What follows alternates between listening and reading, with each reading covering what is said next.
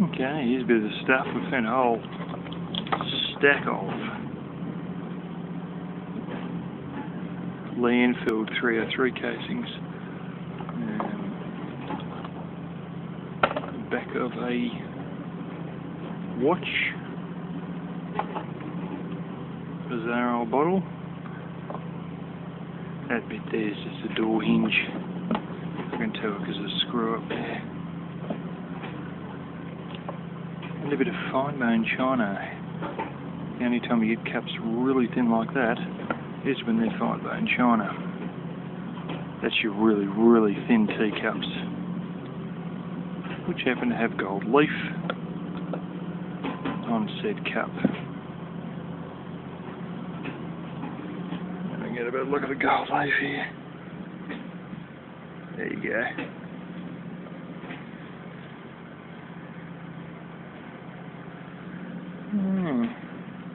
They also have very delicate little handles, some of the fine bone china ones.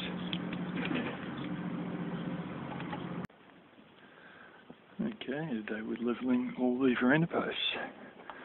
So a little excavator running, and we ripped out some of that vine root that was actually still in the ground and filled up the rabbit hole. And, I've started jacking that end up, and we got the fancy pants levelling equipment, like surveyor's equipment basically, that he's obviously been trained to use making airfields. And we're going to use that professional grade Lofkin thingy to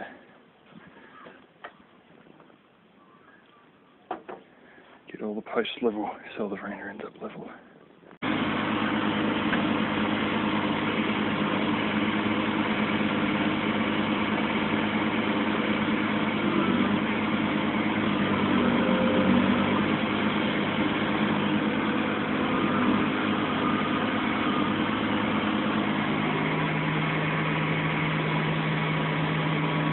Digging post holes with the excavator.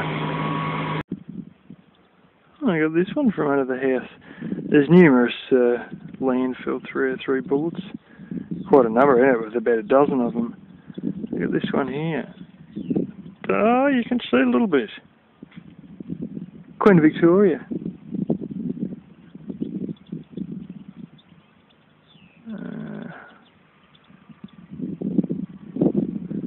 Yeah, it's sort of the better side, which you probably can't see terribly well with this resolution. The other side is just a corroded mess.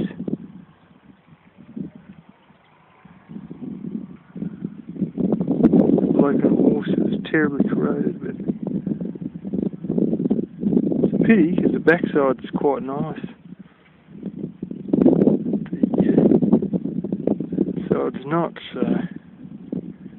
Yeah, I'll show you what else I've been doing in a second.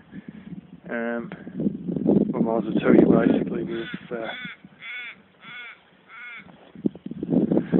put in a whole heap of stirrups for new veranda posts with the excavator. The excavator digs bloody big holes. When you got to fill them in by hand, oh gosh, it takes a while. One of the ideas we had didn't quite work, but we made it happen anyway. So I might show that in a second. Alrighty. We've actually got 9 people here. There's another 2 couples that turned up, my brother-in-law's parents and their 2 mates. So they're off having a chin wag. We put in the stirrups today. The theory was good, the reality wasn't. The idea was a post there, he's actually got a smaller bit of RHS, like a 2 inch by 2 inch, 50 by 50, welded on the bottom. We're going to slot these straight into these and use those as like your big stump base plates, more or less. Except, well, you know, when we dug the hole with Diddums there, wasn't really 90 degrees. She was a little bit, and it's sort of, yeah. So we ended up getting rocks, decent ones like that, dropping them in the hole, sitting on top of those and compacting it in the old school way, actually with Mr. Dirty Ass Sledgehammer there. And Man, oh man, we had big piles of dirt that were, you know, up here, low, like 2 foot tall. And he was a bit worried about knocking these out of place by, you know, putting the dirt back in with these. So we had to shovel the whole lot by hand. We're talking a hole that started back here somewhere and went to there, and then it's like, oh, it's astronomical. It's more than a metre deep. What was it?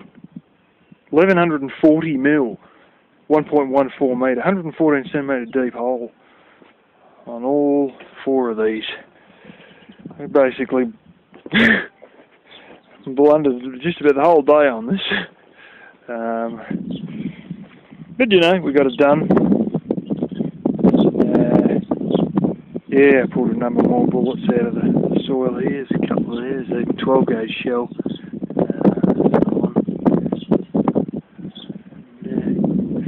And the coin come out somewhere around here too that I was showing before.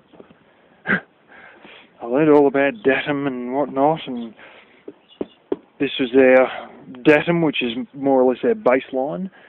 We had the, not laser level, but it's a bit like surveying equipment that mounts on the top of the tripod, and it's optical, and you focus in and out, and you swirl it left to right, and blah blah blah. And he showed me how to use that in great detail. Unfortunately, I can't really give you an explanation of it because we're too busy working to do a how to use video, and realistically there's probably a whole stack more who know a darn lot more than I do about them on YouTube, because I only just learned how to use one today. After having used laser levels for years, I only just learned how to use the proper optical dumpy, as we refer to them here in Australia, to get all these lined up perfectly straight. You may notice that one's taller than that one. It's actually the lay of the ground. It's a bit of an angle there, a bit of a slope, which may also account for the fact that we stack that end up with rocks way more than we stack this end up with rocks. And that's all by a professional Lufkin manufactured thingy. How it is, you got an eyepiece on top of that, and you got like a focus, and you can move it left to right, and then when you focus you will see these letters, these numbers rather, in great detail. And there are your heights, in case you're really far, like hundreds of metres away, like a quarter mile down the road or something, you can actually just see the notches. And the way they work is they usually yell out a number, and you hold your finger to it, and then they reconfirm by yelling it out. They've got their finger on it, and then you yell it out again. And so if you can't actually see the numbers, you can at least see these big chunky bits from a quarter mile away or whatever. But yeah, it's the same sort of stuff they mark out, well, new blocks with.